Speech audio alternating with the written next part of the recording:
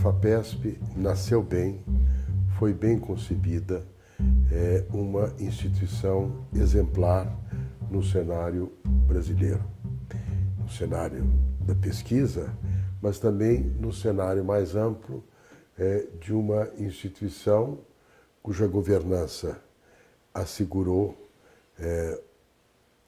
a instituição a possibilidade de atuar de maneira muito construtiva. Então, acho que a missão de quem assume uma responsabilidade, como eu assumi há 8 anos atrás, é acrescentar algo àquilo que encontrou, não?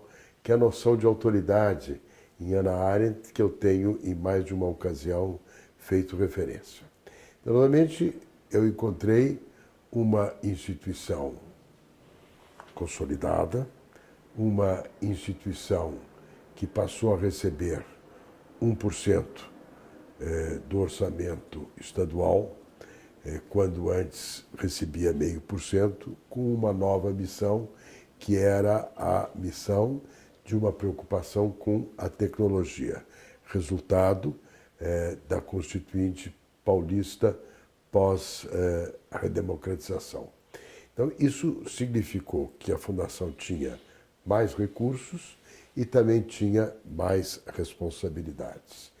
Então, uma instituição que nasceu inicialmente concentrada em bolsas, formação de recursos humanos e auxílios regulares motivados pelos interesses dos pesquisadores e com uma concepção abrangente de pesquisa, passou a poder fazer mais do que isto que esteve na base da sua atuação inicial. Então, daí você tem certas coisas que eu acho importantes, como foram os temáticos, não? Que é uma coisa da década de 80, depois os CEPIDs da década de 90, que representam uma forma de organizar o conhecimento, levando em conta não só a sua complexidade, mas levando em conta uma coisa que eu também tenho falado com muita frequência, de que nós temos vários tipos de tempos, né? Tempo financeiro, que é rápido, tempo político, que é do calendário eleitoral, tempo econômico, tempo diplomático, e tem o tempo da pesquisa. E o tempo da pesquisa tem as suas cadências próprias. A possibilidade, nós temos a segurança dos recursos e a sua previsibilidade, nos dá a possibilidade de planejar e atuar em prazo mais longo, que é o que explica justamente esta possibilidade de fazer coisas como primeiro os temáticos, depois os CEPIDs. E, além disso, certos programas que são fruto de uma iniciativa em torno de um foco, dos quais o primeiro foi justamente o Biota. Exemplo que eu gosto muito porque combina esta interdependência entre pesquisa básica e pesquisa aplicada, porque o Biota ampliou o repertório do conhecimento e pôde ter, em função desse conhecimento ampliado, oferecido diretrizes para políticas públicas como, enfim, as que vieram como desdobramento deste conhecimento, que é o zoneamento, enfim, ambiental e agrícola do Estado de São Paulo. Na minha gestão, o Biota foi renovado e foi criado tanto o BioEM quanto o Programa de Mudanças Climáticas Globais. Então aí há um agregar, um acréscimo àquilo que já existia, que foram 2 iniciativas às quais eu dei o maior respaldo. Também porque, à luz da minha própria experiência prévia, enfim, no campo diplomático e participação na Conferência do Rio, em 92, e na Conferência de Johannesburgo, 10 anos mais tarde, eu tinha muita noção da importância desses programas para decisões diplomáticas e de políticas públicas. Uma outra preocupação que eu tive e talvez seja uma das notas mais significativas da minha atuação, é o processo de internacionalização da FAPESP. Não? Eu acho que este processo existia, mas existia num nível razoavelmente modesto. Não? Eu acho que a internacionalização da FAPESP foi uma marca da minha gestão. Havia interesse, havia possibilidade, mas aí a minha experiência prévia e o meu conhecimento da relevância deste processo, mais os meus contatos, significaram incluir e inserir a FAPESP num outro patamar em matéria de internacionalização, seja pelas relações com outras universidades, seja pelos acordos com outras agências de apoio à pesquisa de outros países, seja também pela ideia de ir além da densificação do nosso relacionamento com parceiros tradicionais na Europa, nos Estados Unidos, à procura de outros caminhos, como, por exemplo, Japão e China. E também as FAPESP Weeks, que representam uma oportunidade de catalisar o desafio da internacionalização. A primeira foi em Washington e vocês acompanharam isto bem. Nós fizemos várias nos Estados Unidos, na Europa, na China, no Japão, em Buenos Aires, na Espanha e assim sucessivamente. Então, creio que a internacionalização, nesse sentido amplo, é um dado importante. Também penso que com isto a FAPESP se viu inserida no mapa, vamos dizer assim, da política de cooperação, da diplomacia de cooperação na área científica e tecnológica. Não? O número de pessoas que a gente recebe aqui é um número muito grande. Enfim, toda semana, nesse meu período, tinha uma ou duas missões, não apenas aquelas que vinham para formalizar os acordos já havidos, mas também aquelas que vinham para fazer um contato. Não, eu tenho dito que você tem três dimensões, não? Dessa história da relação da ciência com a diplomacia. O papel da ciência no processo decisório diplomático, aí o capítulo meio ambiente é óbvio, mas também é óbvio em outras áreas, como, por exemplo, desarmamento, a ideia da cooperação, que é uma diplomacia da cooperação científica e tecnológica, que não se faz apenas na moldura governamental e não se faz apenas na moldura federal, mas se faz onde existe stakeholders desse processo, que é o caso de São Paulo, que gera metade do conhecimento do Brasil, que tem um papel relevante por qualquer um desses indicadores no plano não só da América Latina, mas internacional, e que fez com que, neste campo, São Paulo tivesse uma presença internacional significativa. Não? Eu acho que isto é uma coisa que eu penso que agreguei ao patamar da FAPESP. A FAPESP dispõe de autonomia, mas ela não vive isolada das realidades do nosso Estado e dos seus desafios. Não?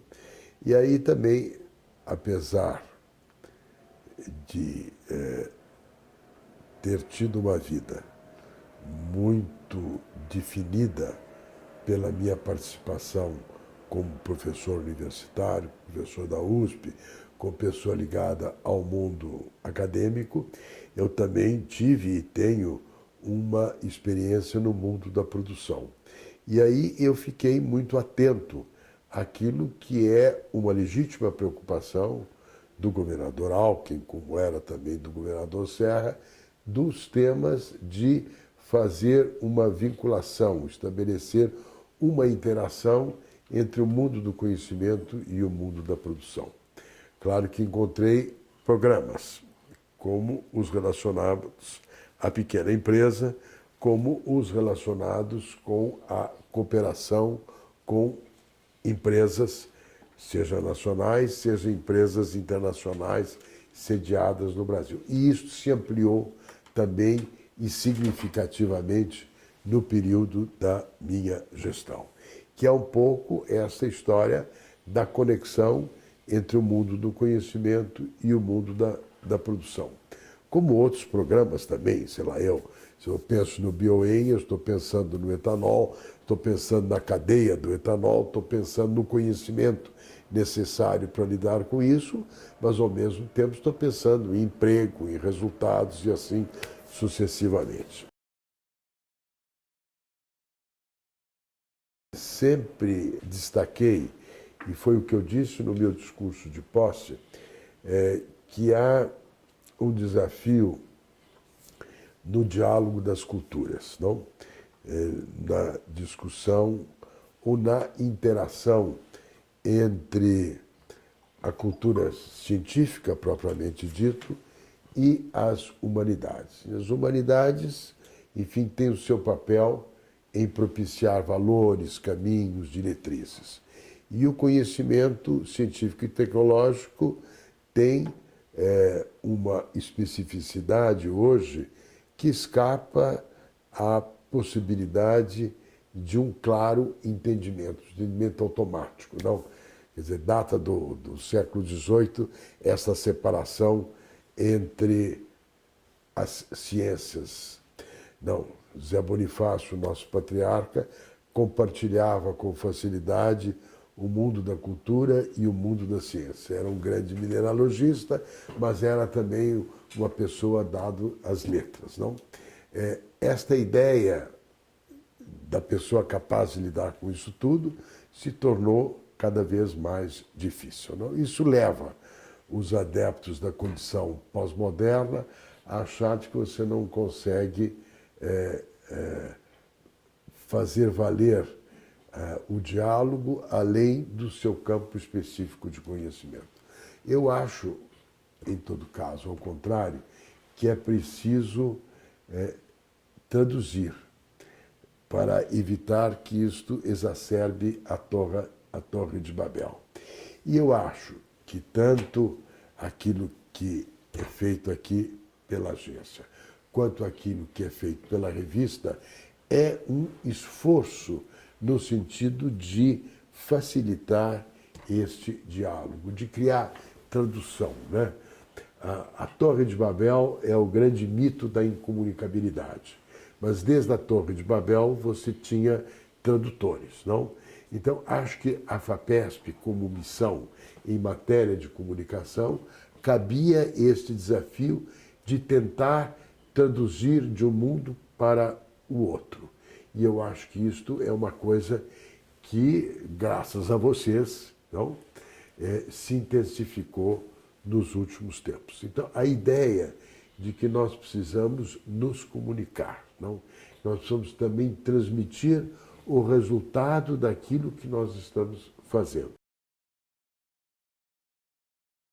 A FAPESP virou uma instituição muito maior do que ela era. E uma das coisas que caracterizou a minha gestão foi a de colocar em marcha e superar as dificuldades do SACH, não? As dificuldades que existiam neste processo, enfim, de criar uma comunicação entre os pesquisadores e a FAPESP que fosse além do papel. Isso teve as suas dificuldades. Eu peguei um momento difícil em que isso estava em implantação e eu creio que com a ajuda dos meus colaboradores, aí do CTA, na época com o professor Brentani, esta parte foi sendo equacionada. É também uma medida de eficiência e de modernidade. Também acho que a nossa biblioteca virtual representa propiciar ao pesquisador um acesso à informação que, de outra forma, não existiria desta maneira. Não? Eu me lembro, estava comentando outro dia, que quando eu comecei a minha vida universitária, a primeira coisa que você precisava para fazer uma pesquisa era fazer o levantamento bibliográfico. Para isso você precisava ter uma boa biblioteca, precisava ir a uma boa biblioteca e, inclusive, frequentemente ir ao exterior para fazer o levantamento apropriado. Hoje em dia, não só a nossa TV, mas também o Google e tudo aquilo que existe permite que esse tipo de levantamento seja feito. O que não quer dizer que isso assegure o bom discernimento quanto à qualidade daquilo que você encontra. Para isto, você precisa ter outros paradigmas e outros meios. Também uma coisa que caracteriza a minha gestão é o código de boas práticas, não? Que é também um meio de auto-organização do conhecimento que vai além da coisa interna da comunidade, mas que é uma expressão da preocupação com a comunidade, com as boas práticas. O que resulta, é claro, do aumento do número de pesquisadores e do aumento do número de projetos.